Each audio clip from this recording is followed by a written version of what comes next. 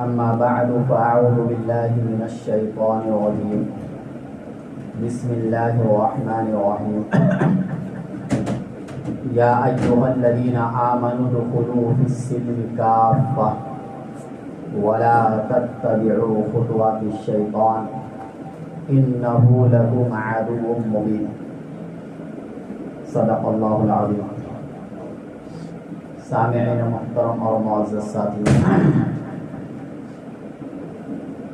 سے پہلے ہفتے چند فتنوں کی طرف اشارہ کیا تھا کہ جیسے جیسے ہم قیامت کے قریب ہوتے جا رہے ہیں بہت سارے فتنے نمودار ہوتے جا رہے ہیں. ان میں بہت سے فتنے تو وہ ہیں کہ جو فتنے اسلام کے نام پر اٹھتے ہیں، قرآن و حدیث کے نام پر اٹھتے ہیں، اور جو ہمارے نوجوان ہیں ان نوجوانوں کو اسلام ہی کے نام پر گمراہ کر دیا جاتا ہے. انہیں تو یہ لگ رہا ہوتا ہے کہ ہم فرقہ پرستی سے بالکل آزاد ہو گئے، لیکن حقیقت میں وہ کسی باطل کے ہاتھ میں چلے جاتے ہیں. چونکہ اللہ کے نبی صلی اللہ علیہ وسلم نے آج سے 1400 سال پہلے یہ فرمایا کہ جب دجال آئے گا تو دجال کے آنے سے پہلے بہت سے فتنے آئیں گے جو دجالی فتنے ہوں گے. ایسا نہیں ہوگا کہ دجال جب آ جائے گا جب فتنے آئیں گے، بلکہ دجال کے آنے سے 100 سال 200 سال 300 سال پہلے اس کی تیاری شروع ہو چکی ہوگی، اور وہ تیاری ہر طریقے سے ہوگی. دجالی فتنے کی جو تیاری ہوگی وہ ہر طریقے سے ہوگی. اس کا سب سے پہلا کارنامہ تو یہی ہوگا کہ جو مسلم نوجوان ہیں ان کے دل میں دنیا کی محبت اور مال کی محبت کو اس طریقے سے ڈالا جائے کہ ان کی نظر میں دین دوسرے نمبر پر آ جائے اور دنیا ایک نمبر پر آ جائے. آپ دیکھ لیجیے آج کے زمانے میں مال کی محبت کو کس طریقے سے لوگوں کے دلوں میں ڈال دیا گیا. اب انہیں یہ لگنے لگا کہ آج کے زمانے میں مال ہی سب کچھ ہے، اور زمانے کو ایسا بنایا گیا کہ ہر چیز میں آپ پیسے کی ضرورت لگتی ہے. جو چیزیں پہلے زمانے میں خدمت خلق کے طور پر فری میں ہو جاتے تھے، آج ان کاموں کے بھی پیسے لگتے ہیں. محبت کے نام پر پہلے لوگ ایک دوسرے کی مدد کیا کرتے تھے، لیکن آج یہ چیزیں آہستہ آہستہ ختم ہو گئی. اب اس میں بھی پیسوں کی ضرورت ہے. سودی کاروبار کو عام کیا گیا اور لوگوں کو لالچ دی گئی کہ تم ہم سے اتنے پیسے لو اور تم جب چاہو اس کو ادا کرو، آرام سے ادا کرتے رہو. اس طریقے سے ہمارے نوجوان سودی کاروبار میں بھی ملوث ہو گئے، اور دنیا کی چکا چوند چونکہ ان کو دکھائی گئی تو جس کی بنیاد پر انہیں ایسا لگنے لگا کہ بغیر سودی کاروبار کے یا بغیر بینک سے قرض لیے بغیر ہم دنیا میں ترقی نہیں کر سکتے. دنیا کی ترقی کو ان کے دلوں میں ڈالا گیا، اور باطل اس قدر محنت کر رہا ہے سوشل میڈیا کے ذریعے سے، الیکٹرانک میڈیا کے ذریعے سے، اور زمینی سطح پر عمل کر کے مسلم نوجوانوں کو ہر طریقے سے اسلام سے دور کیا جا رہا ہے. انہی فتنوں میں سے ایک سب سے بڑا فتنہ انکار حدیث ہے. دجال کے آنے سے پہلے ہمیں اسلام میں شک و شبہ ڈال دیا جائے گا، قرآن میں شک ہونے لگے گا، اور حدیثوں کو تو ایسا بنا دیا جائے گا کہ جیسا لگے گا یہ کوئی تاریخ کی کتاب ہے، مانو تو بھی ٹھیک ہے نہ مانو تو بھی ٹھیک ہے. انکار حدیث کا فتنہ. اللہ کے نبی صلی اللہ علیہ وسلم نے ایک حدیث میں فرمایا ایک زمانہ ایسا آئے گا کہ ایک آدمی بہت مالدار صحت مند انسان تکیہ لگائے ہوئے بیٹھا ہوگا ٹیک لگا کر، اس کے سامنے ایک حدیث پیش کی جائے گی اور یہ کہا جائے گا کہ حدیث میں آیا ہے کہ فلاں چیز حلال ہے اور فلاں چیز حرام ہے. وہ شخص یہ کہے گا بھائی اللہ کی کتاب ہمارے لیے کافی ہے، اللہ کی کتاب میں یعنی قرآن میں جس چیز کو ہم حلال سمجھیں گے وہ حلال ہے، اور جس چیز کو ہم حرام سمجھیں گے وہ حرام ہے، حدیث کی ہمیں بالکل بھی کوئی ضرورت نہیں ہے۔ یہ بات تو اللہ کے نبی صلی اللہ علیہ وسلم نے پہلے ہی بتلا دیا کہ زمانہ ایسا آئے گا کہ انکار حدیثوں کا انکار کیا جائے گا، اور حدیثوں کا انکار حقیقت میں قرآن کا انکار ہے، کیونکہ قرآن کی تشریح احادیث ہے۔ اور یہ ہوگا کیسے؟ آپ کے ذہنوں میں ایک بات ڈالی جائے گی کہ دیکھو حدیث کی کتابیں لکھی گئی اللہ کے نبی صلی اللہ علیہ وسلم کے زمانے کے بعد، اور ان کتابوں کے لکھنے والے انسان تھے، اور انسانوں سے غلطیاں ہو سکتی ہے، تو حدیثوں میں جتنی بھی حدیثیں لکھی گئی ہیں وہ سب لکھنے والے جب انسان ہیں تو ان سے غلطیاں بھی ہو سکتی ہیں، لہٰذا ایک انسان کے لیے دوسرے انسان کی بات ماننا بالکل بھی کوئی ضروری نہیں ہے۔ اب آدمی جب یہ بات سنے گا تو اسے یہ لگے گا کہ ان کی بات تو 100% صحیح ہے، کیونکہ دجالی دور میں ہوگا کیا، سچ کو جھوٹ بنا کر پیش کیا جائے گا اور جھوٹ کو سچ بنا کر پیش کیا جائے گا، اور آپ کو ایسا لگے گا کہ فلاں بندہ جو بات کہہ رہا ہے یہ بات سچی ہے، اور علماء جو بات کہتے ہوئے آ رہے تھے 1400 سال سے وہ بات غلط ہے۔ اب انہیں یہی لگے گا کہ بھائی حدیث کے لکھنے والے تو انسان تھے، حدیث 300 سال کے بعد لکھی گئی، 200 سال کے بعد لکھی گئی، اس بیچ میں لوگوں نے حدیثوں کے ساتھ کیا کیا کھلواڑ کیا ہوگا نعوذ باللہ وہ ہمیں پتہ نہیں، لہذا حدیث کو یہ تو کہہ سکتے ہو کہ یہ تاریخ کی کتاب ہے، لیکن حدیث دین کی کوئی کتاب نہیں ہے۔ قرآن کریم اصل ہے، قرآن کریم میں جو مل جائے اس پر عمل کرو، جو نہ ملے اس پر عمل نہ کرو۔ حالانکہ وہی قرآن بار بار یہ کہہ رہا ہے کہ اے پیغمبر یہ آپ کی ذمہ داری ہے کہ قرآن میں جو کچھ لکھا گیا ہے آپ ان کے سامنے اس کی وضاحت کیجیے۔ ظاہر سی بات ہے اسی وضاحت کا نام ہی حدیث ہے، کیونکہ قرآن نے تو یہ کہا کہ نماز پڑھو، لیکن نماز پڑھنے کا طریقہ قرآن نے نہیں بتایا۔ قرآن نے یہ کہا کہ زکوٰۃ ادا کرو، کن لوگوں کو دینا وہ تو قرآن نے بتا دیا، لیکن کتنے مال پر زکوٰۃ فرض ہے اور اس کی ساری تفصیل یہ آپ کو احادیث کی کتاب میں ملے گی، قرآن میں آپ کو یہ تفصیل بالکل بھی نہیں ملے گا۔ روزے کے بارے میں اللہ نے فرمایا کہ روزہ فرض ہے، ایک دو احکام اللہ نے قرآن میں بیان کر دیے، لیکن روزے کے سارے تفصیلی احکام، کن چیزوں سے روزے ٹوٹ جاتے ہیں، کن چیزوں سے نہیں ٹوٹتے ہیں، یہ ساری باتیں تو آپ کو احادیث میں ملیں گی۔ حج کے سارے طریقے اللہ کے نبی صلی اللہ علیہ وسلم نے کر کے دکھلایا امت کو، اور یہ فرمایا کہ جس طریقے سے میں نے حج کیا اسی طریقے سے تمہیں حج کرنا پڑے گا، جس طریقے سے تم مجھے نماز پڑھتے ہوئے دیکھے ہو اسی طریقے سے تم نماز پڑھو، اور یہی نماز کا طریقہ نسلاً بعد نسل امت میں منتقل ہوتا چلا گیا۔ لیکن جب ذخیرہ احادیث پر آپ شک پیدا کر دیں گے تو آپ یہ بتائیے کہ اس آدمی کو آپ نماز کا طریقہ کیسے سکھائیے؟ یہ تو حقیقت میں قرآن میں جو نماز پڑھنے کا حکم دیا گیا اس حکم کا انکار ہو گیا، زکوٰۃ کا جو حکم دیا گیا وہ زکوٰۃ کا انکار ہو گیا۔ لیکن آج کے زمانے میں یہ کام بہت زور و شور سے چالو ہے، اور ہمارے مسلم نوجوان بچے جو اسکول اور کالج میں جاتے ہیں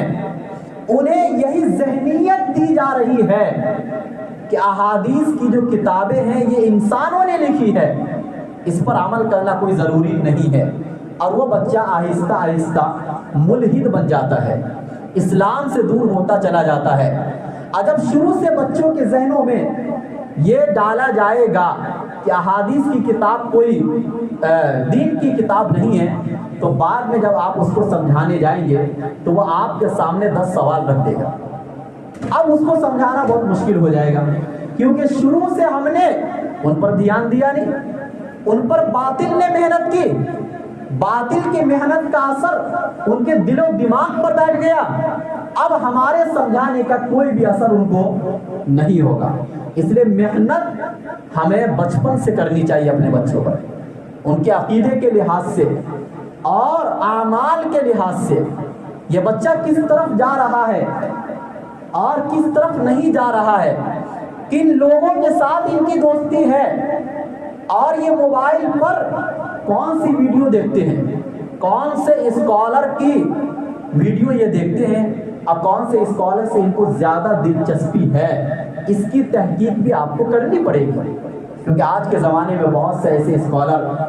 جن کو بیٹھا دیا گیا اور وہ باتیں اس طریقے سے گھما گھما کر کریں گے کہ آپ کو ایسا لگے گا کہ یہ بندہ بالکل سچا ہے، اور یہ جو باتیں پیش کر رہا بڑی تحقیقی بات پیش کر رہا ہے، قرآن کا بھی حوالہ دے گا، حدیث کا بھی حوالہ دے گا، لیکن اس نام پر وہ آپ کو گمراہ کر دے گا اور آپ کو پتہ بھی نہیں چلے گا، اور وہ نہ عالم ہوں گے نہ فاضل ہوں گے، نہ ان کو حدیث کی کسی کتاب کا علم ہوگا، نہ ان کو قرآن کا علم ہوگا، اور قرآن اور حدیث کے نام پر وہ آپ کو علماء سے دور کر دیں گے، اور یہ کہیں گے کہ آج کل کے جو علماء ہیں وہ فرقہ پرستی سکھلاتے ہیں، لہذا علماء کی مت سنو۔ علماء تو اپنی دکان چلانے کے لیے اور اپنا دھندا چمکانے کے لیے وہ اپنی طرف آپ کو کھینچتے ہیں، علماء دین کے ٹھیکیدار نہیں ہیں، لہذا دین میں ہر ایک کو آزادی ہے، آپ خود سے قرآن سمجھو، خود سے احادیث سمجھو، وہ آپ کو ایک نمبر دے دے گا حدیث کا، وہ قرآن کی آیت کا حوالہ دے دے گا، اور یہ کہے گا کہ فلاں ترجمے کی کتاب موجود ہے، گوگل پر ساری چیزیں موجود ہیں، بہت سے ایسے ایپ آ گئے کہ جن پر آپ کو قرآن اور احادیث کے ترجمے مل جائیں گے، اور وہ آپ کو بتائیں گے دیکھو احادیث میں یہ لکھا ہوا ہے، اور آپ تحقیق کریں گے ہاں یہ بندہ تو بالکل سچا ہے، اس نے جو نمبر دیا تو وہ ہمیں مل گیا، اور حدیث ہی کے ذریعے سے حدیث کو رد کرے گا، وہ قرآن ہی کے ذریعے سے قرآن کا انکار کرے گا، لیکن آپ کو پتہ نہیں چلے گا۔ انکار حدیث کی کئی صورتیں ہیں، ایک تو یہ ہے کہ آج کے زمانے میں بہت سی ایسی حدیثوں کو پھیلا دیا گیا جو کہ حقیقت میں حدیث نہیں ہے، اور چونکہ آج سوشل میڈیا کا زمانہ ہے، ایسی حدیثوں کو مشہور کرنا بالکل آسان ہے آج کے زمانے میں، اور عوام کی اکثریت جاہلیت ہوتی ہے، جاہل ہوتے وہ لوگ، نہ ان کو تحقیق کا اتنا وقت ہوتا ہے، انہیں تو یہ لگ رہا ہوتا ہے کہ جو آیا میسج ہمارے پاس حدیث کے نام پر یہ میسج بالکل صحیح ہے، اور اس طریقے سے عوام میں بہت سی غلط حدیثیں مشہور ہو گئی، جس کی بنیاد پر جو صحیح احادیث تھی ان سے ہم دور ہو گئے۔ اب اس کا نتیجہ کیا ہوگا؟ کل کو کسی دوسرے اسکالر کو آپ سنیں گے اور وہ یہ کہے گا کہ فلاں احادیث جو لوگوں میں مشہور ہے یہ بھی غلط، یہ بھی غلط، یہ بھی غلط، اور آپ ان کی بات کی بھی تحقیق کریں گے اور آپ کو صحیح میں غلط لگے گا، کیونکہ آپ کے نزدیک جو احادیث مشہور ہوئی تھی وہ حقیقت میں حدیث نہیں تھی۔ اس طریقے سے جب آپ کے ذہن میں ایک بات بیٹھ جائے گی کہ بھائی جتنی بھی احادیثیں آ رہی ہیں سب غلط ہیں، اور اس کی بالکل کوئی سند نہیں ہے، یہ حدیث کی کتابوں میں بھی موجود نہیں ہے یہ حدیثیں، تو ذخیرہ احادیث سے آپ کا اعتماد اور بھروسہ اٹھ جائے گا، اور آپ کو صحیح میں یہی لگے گا کہ احادیث جو ہوتی ہیں وہ بالکل صحیح نہیں ہوتی ہے، ان میں بہت سی باتیں وہ ہیں جو علماء نے اور عوام نے مشہور کر دی ہے۔ حدیث یوں ہی ہے، وہ انسانوں کی بات ہے، وہ نبی صلی اللہ علیہ وسلم کی باتیں نہیں ہے۔ یہ انکار حدیث کا ایک طریقہ یہ بھی ہے۔ انکار حدیث کا دوسرا طریقہ یہ بھی ہے کہ ایک بندے کو جو بات سمجھ میں آئی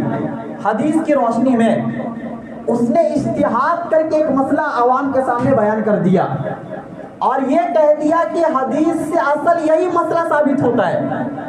اس کے علاوہ دوسرے جو مسائل ہیں، جو اختلافی مسائل ہوتے ہیں، اس کا اس نے انکار کر دیا۔ اب ایک بندہ صدیوں سے ایک چیز پر عمل کرتا ہوا آ رہا ہے اور اسے یہ معلوم ہے کہ یہ عمل صحابہ نے بھی کیا،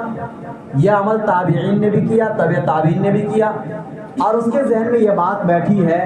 کہ یہ عمل حدیث سے ثابت ہے، لیکن آپ نے اس اسکالر کی بات سنی اور اس نے یہ کہا کہ یہ بات حدیث سے ثابت نہیں ہے، حدیث سے یہ والی بات ثابت ہے، اور اس نے حوالہ بھی دے دیا، آپ نے حوالے کو چیک کیا، آپ کو یقینی طور سے معلوم ہو گیا کہ فلاں بندہ جو بات کہہ رہا ہے یہ حدیث میں ہے، اور جو دوسری بات ہے وہ حدیث میں ہمیں نظر نہیں آئی، کیونکہ اللہ کے نبی صلی اللہ علیہ وسلم نبی تو ایک تھے نا، تو وہ تو کوئی ایک طریقہ بتا کے جائیں گے، اور ایک طریقہ ہمیں حدیث میں مل گیا، دوسرا طریقہ ہمیں نظر نہیں آیا، لہذا وہ والی بات بالکل غلط ہے، حالانکہ وہ حدیث سے ثابت ہے۔ اس طریقے سے انکار حدیث کا دروازہ کھلے گا، اور اس میں ہر عام آدمی کو یہ حق دے دیا گیا کہ آپ اس مسئلے میں بالکل آزاد ہو، کسی کی تقلید کرنے کی ضرورت نہیں ہے، آپ خود سے تحقیق کیجئے، آپ کو جو صحیح لگے آپ اس پر عمل کرو، اور جو آپ کے اپوزٹ جو مسائل ہیں آپ اس کا انکار کر دو۔ جیسے مثال کے طور پر اختلافی مسائل صحابہ کے زمانے سے چلتے ہوئے آ رہے ہیں، نماز کے مسائل ہیں کہ نماز میں ایک مثال کے طور پر صرف بات سمجھا رہا ہوں کہ نماز میں زور سے آمین کہنا یا آہستہ آمین کہنا ہے، یہ دونوں مسئلہ حدیث سے ثابت ہے، اور صحابہ میں دونوں طریقے سے نماز پڑھنے والے لوگ موجود رہے، ذخیرہ احادیث آپ اٹھا لیجئے،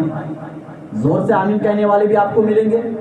آہستہ آمین والے کہنے والے بھی آپ کو صحابی مل جائیں گے۔ جب یہ مسئلہ صحابہ کے درمیان اختلافی ہو گیا تو قیامت تک یہ مسئلہ حل نہیں ہو سکتا ہے۔ اگر کوئی اٹھ کے آ کے یہ کہتا ہے کہ آہستہ آمین کہنے والی حدیث ہے، زور سے آمین کہنا یہ غلط ہے، وہ بندہ بھی غلط ہے، وہ حدیث کی تشریح نہیں کر رہا، وہ حدیث کی خدمت نہیں، وہ حدیث کا انکار کر رہا ہے۔ دوسرا بندہ اگر اٹھ کے یہ کہہ رہا ہے کہ زور سے آمین کہنے والی حدیث صحیح ہے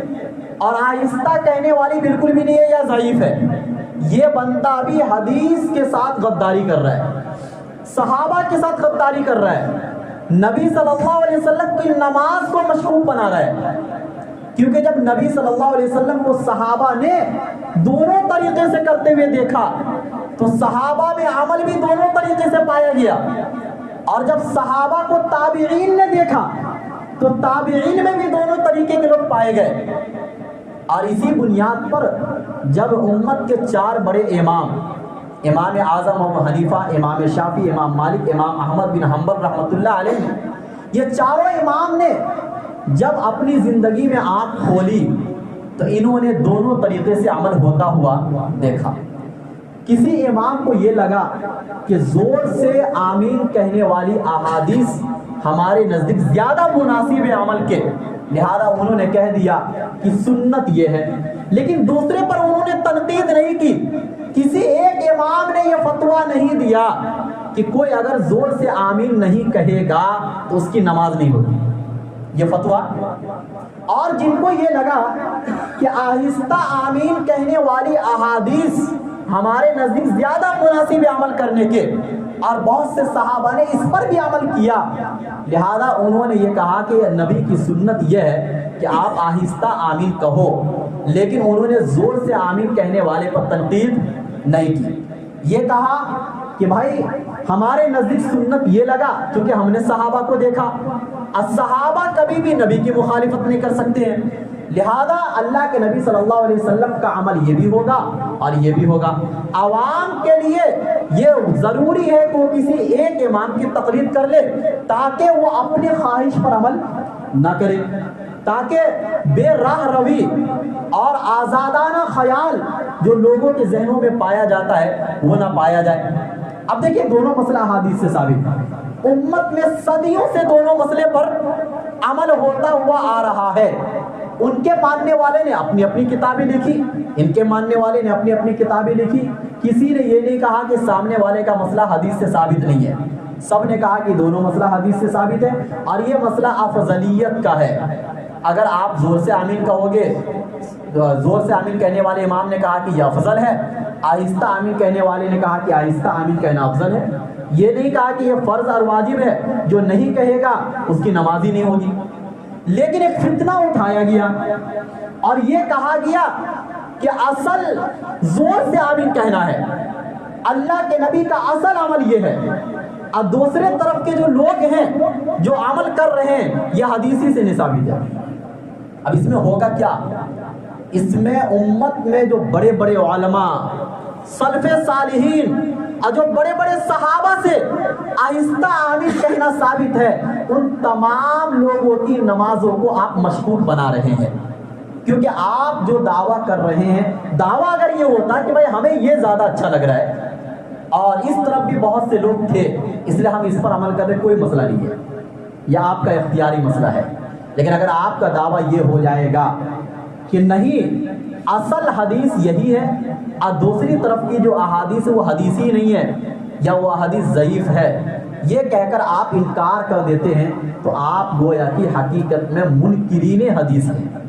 آپ حدیث کا انکار کرنے والے ہیں۔ ہاں، وہ عمل جو نبی سے بھی ثابت نہیں، وہ عمل جو صحابہ سے بھی ثابت نہیں، اور وہ عمل جو تابعین سے بھی ثابت نہیں، خیر القرون کے زمانے میں وہ عمل تھا ہی نہیں، اور پھر بعد میں وہ عمل آیا، اس کو تو ہم بدعت کہیں گے کیونکہ وہ صحابہ سے ثابت نہیں ہے۔ لیکن جو عمل صحابہ سے ثابت ہوگا اس کو بدعت دنیا کا کوئی بھی انسان اور کوئی بھی عالم نہیں کہہ سکتا۔ لیکن انکار حدیث اس طریقے سے کیا گیا۔ اور تیسرا طریقہ انکار حدیث کا یہ بھی ہے کہ سامنے والا بندہ یہ کہہ دے کہ حدیث میں آپس میں بہت زیادہ ٹکراؤ ہے، ایک حدیث میں کچھ اور باتیں ہیں، دوسری حدیث میں کچھ اور باتیں ہیں، بہت سی ایسی احادیث ہے جو ایسے صحابی سے مروی ہے کہ اس زمانے میں وہ صحابی نہیں تھے لیکن انہوں نے حدیثوں کو نقل کیا، اس کے سارے اصول حدیث کی کتابوں کے اندر۔ اب اس طریقے سے کہہ کر آپ کے ذہن میں ایک بات ڈال دی جائے گی کہ دیکھو حدیثوں میں اتنا اختلاف ہونے کے بعد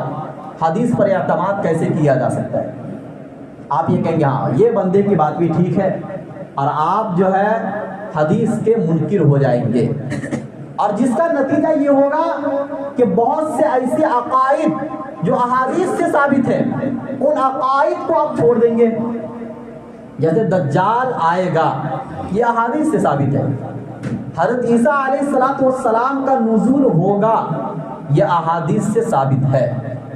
امام مہدی کا ظہور ہوگا، یہ احادیث سے ثابت ہے۔ اور یہ سارے وہ مسائل ہیں جس پر پوری امت کا متفقہ فیصلہ ہے، اور یہ عقیدے کا حصہ ہے، اس کا انکار کرنے والا گمراہ ہو جائے گا۔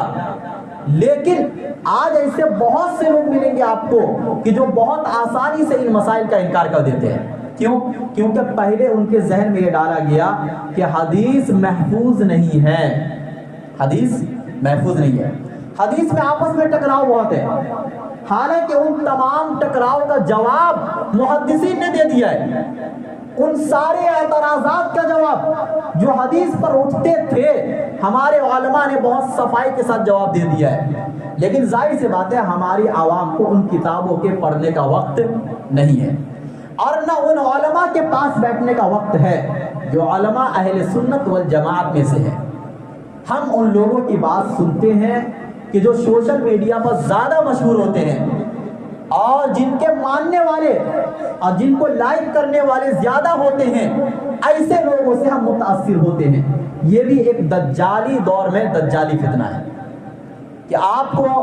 ایسے ایسے اسکالر کو بیٹھا دیا جائے گا، ان کو سپورٹ کیا جائے گا مکمل ہر طریقے سے، اور وہ آپ کے عقیدے کو، آپ کے اعمال کو اور تمام چیزوں میں شک و شبہ پیدا کر دیں گے۔ اور یہ مسلم نوجوانوں پر ہوگا، چونکہ دجالی دور میں دجال کا اور جو اس کے کارندے ہیں ان کا پہلا ٹارگٹ مسلم نوجوان ہوں گے، کیونکہ نوجوانوں سے ہی انقلاب آتا ہے، نوجوانوں سے ہی کوئی قوم بنتی ہے، اور نوجوانوں سے ہی دین کا کام سب سے زیادہ پھیلتا ہے۔ اور گمراہی بھی پھیلے گی تو نوجوانوں سے پھیلے گی. آپ دیکھ لیجئے نبی جب بھی دنیا میں آئے ان پر ایمان لانے والے زیادہ تر نوجوان لوگ ہوا کرتے تھے، اور ایسے لوگوں کی وجہ سے انقلاب پھیلتا تھا. آپ دیکھ لیجئے جو بہت زیادہ عمر کے لوگ ہوا کرتے تھے ایسے لوگ اپنے عقیدے پر پکے ہوتے تھے، اور ان کے باپ دادا جو کر کے چلے گئے وہ ان کو چھوڑتے نہیں تھے. حضرت موسیٰ علیہ السلام کے زمانے میں ان پر ایمان لانے والے اکثر نوجوان تھے، اور اسی چیز کو قرآن نے کہا فَمَا آمَنَ لِمُوسَىٰ إِلَّا ذُرِّيَّةٌ مِّن قَوْمٍ، کہ موسیٰ علیہ السلام پر ایمان لانے والے ان کی قوم میں سے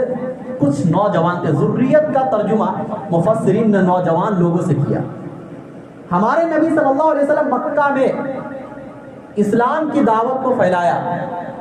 ہمارے نبی پر ایمان لانے والے زیادہ تر نوجوان لوگ تھے، زیادہ تر صحابہ نوجوان تھے، اور جو اکثر بوڑھے قسم کے لوگ تھے اور سردار قسم کے لوگ تھے ایسے لوگ ایمان نہیں لائے. اور جب ہمارے نبی صلی اللہ علیہ وسلم ہجرت کر رہے تھے مدینے کی طرف تو حدیث میں یہ آتا ہے کہ حضرت ابو بکر صدیق کا صرف بال سفید ہوا تھا، ان کے علاوہ کسی بھی صحابی کے بال سفید نہیں تھے. اس سے یہ پتہ چلا کہ نوجوانوں کا طبقہ اسلام لانے میں بہت آگے تھا، کیونکہ نوجوانوں پر جب محنت کی جاتی ہے تو محنت کا اثر وہ جلدی لیتے ہیں. اگر باطل محنت کرے گا تو نوجوانوں پر باطل کا اثر بھی پہلے ہوگا، اور اگر ہم یعنی دین کی خدمت کرنے والے لوگ نوجوان پر اگر محنت کریں گے تو یہی نوجوان دین کے خادم بھی بنیں گے. تو اس سے یہ پتہ چلا چونکہ ہمارے بچے ہمارے گھروں میں ہیں وہ سب نوجوان ہیں، ہمارے نوجوان بچے اسکول اور کالج میں پڑھنے جاتے ہیں، باطل ان پر محنت کر رہا ہے اپنی تعلیم کے ذریعے سے. ان کو ایسی تعلیم دی جا رہی ہے کہ جس سے ان کا نظریہ دنیا میں صرف پیسہ پیسہ اور پیسہ بنتا جا رہا ہے. دنیا کی محبت کو ان کے ذہنوں میں اس طریقے سے ڈالا جا رہا ہے کہ انہیں حلال اور حرام کی تمیز بالکل ختم ہو چکی ہے، اور انہیں یہ لگ رہا ہے کہ اب اس دنیا میں اگر حلال و حرام تم دیکھو گے تو تمہاری ترقی میں یہ چیزیں رکاوٹ ہیں. اگر تم یہ دیکھنے جاؤ گے علماء سے مسائل پوچھو گے کہ سودی کاروبار حلال یا حرام تو آپ چند منٹ میں جو مالدار بننے والے تھے وہ مالداری آپ کی رک جائے گی. اور نوجوانوں کے ذہنوں میں یہ بات بھی ڈالی جا رہی ہے کہ آج کی دنیا کو دیکھ لو، پیسے کے بغیر تمہارا کوئی کام نہیں ہو سکتا ہے، لہذا پیسہ اصل ہے. پیسہ جہاں سے بھی آئے جس طریقے سے بھی آئے اس کو لینے میں پیچھے مت ہٹو. اور جو تعلیم دی جا رہی ہے یہ تعلیم تو اصل میں خدمت خلق مخلوق کی خدمت کے لیے تھی. ڈاکٹر کی تعلیم ہے، میڈیکل سائنس کی تعلیم ہے، اور ایسے بہت سے تعلیمات جو کسی زمانے میں یہ سمجھا جاتا تھا کہ یہ مخلوق کی خدمت کرنے کے لیے، لیکن آج اس کو بزنس بنا دیا گیا. ہر طرف سے ان کے ذہن، چونکہ پڑھائی میں بھی پیسے بہت خرچ ہوتے ہیں، اور یہ خرچ اس لیے ہوتے ہیں کہ انہیں یہ بتایا جاتا ہے کہ تم جب ڈاکٹر بن جاؤ گے تو ڈبل ٹیبل کماؤ گے. بچپن سے ان کے ذہنوں میں یہ بات ڈالی گئی، اور جس کا نتیجہ یہ ہوا کہ کچھ لوگوں کو چھوڑ کر اکثر لوگ لوٹنے والے ہوتے ہیں. اور لوٹنے کے بہت سے طریقے بھی بنائے گئے آج کے زمانے میں. بہت سے ایسی چیزیں بھی لکھ دیں گے کہ جو آپ کے لیے ضروری بھی نہیں ہوں گی، بہت سے ایسی دواؤں کا بھی اضافہ کر دیا جائے گا. اس کے اوپر علماء نے مستقل کام کیے ہیں اور مستقل اس کے اوپر کتابیں موجود ہیں کہ کس طریقے سے باطل محنت کر رہا ہے دنیاوی اعتبار سے، اور دنیا کو مہنگی سے مہنگی بنائی جا رہی ہے تاکہ اس دنیا میں غریب انسان کا مسلمان بن کر رہنا مشکل ہو جائے، اور وہ فتنے سے متاثر ہو کر وہ یا تو اسلام کو چھوڑ دے یا دجالی فتنے سے متاثر ہو کر اسلام میں شک و شبہ ان کے ذہن میں پیدا ہو جائے، اور انہیں یہ لگنے لگ جائے کہ آج کے دور میں اسلام پر عمل کرنا آسان نہیں ہے. اسلام پر عمل کرنا یہ مشکل ترین کام ہے. اسلام کو چھوڑ کر ہم دنیا میں ترقی کر سکتے ہیں، اسلام پر عمل کر کے دنیا میں ترقی نہیں ہو سکتی ہے. اسی زمانے کے بارے میں اللہ کے نبی صلی اللہ علیہ وسلم نے فرمایا تھا کہ ایک زمانہ ایسا آئے گا کہ لوگوں کے لیے دین پر عمل کرنا اتنا مشکل ہو جائے گا جتنا مشکل ایک انسان کے لیے ہاتھ میں انگارہ لینا ہے. بھائی ہاتھ میں آپ آگ نہیں لے سکتے نا, کتنا مشکل کام ہے. اس سے کہیں زیادہ مشکل کام ہو جائے گا دجالی دور میں اسلام پر عمل کرنا. اور یہ ساری تیاری دجال کے آنے کی ہو رہی ہے. انشاءاللہ میں دجال کے بارے میں بھی ساری تفصیل بتاؤں گا کہ آج کے زمانے میں کس طریقے سے تیاری ہو رہی ہے اور کس طریقے سے ہمیں بہکایا جا رہا ہے. اور جب دجال آئے گا اس کے پاس جو طاقتیں ہوں گی وہ ساری طاقتیں آج کے زمانے میں تیار کی جا رہی ہے. جیسے دجال مردوں کو زندہ کرے گا, یہ باتیں حدیث میں آتی ہے.